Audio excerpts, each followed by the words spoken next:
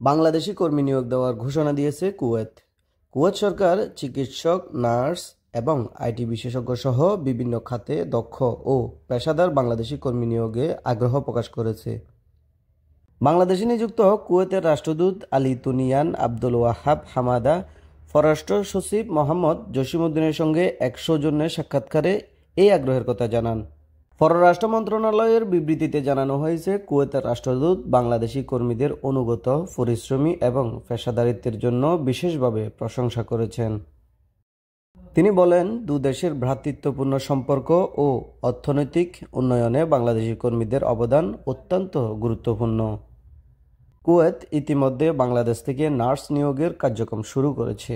এ বিষয়ে পররাষ্ট্র সচিব কৃতজ্ঞতা প্রকাশ করে বলেন, এই ধরনের উদ্যোগ কর্মসংস্থান বৃদ্ধির পাশাপাশি দুই দেশের দ্বিপাক্ষিক সম্পর্ক উন্নয়নে ভূমিকা রাখছে।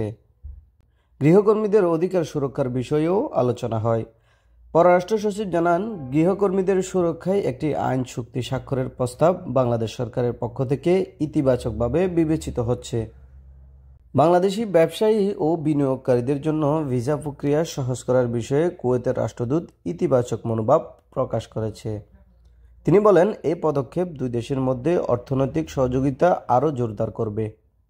দুই দেশের মধ্যে প্রতিরক্ষা সহযোগিতা এবং কুয়েতে কর্মরত বাংলাদেশি সামরিক পেশাদারদের দক্ষতার ভূয়সী প্রশংসা করা হয়। পাশাপাশি আন্তর্জাতিক ফোরামে পারস্পরিক সমর্থন এবং সহযোগিতা অব্যাহত রাখার বিষয়েও উভয় পক্ষে একমত হয়।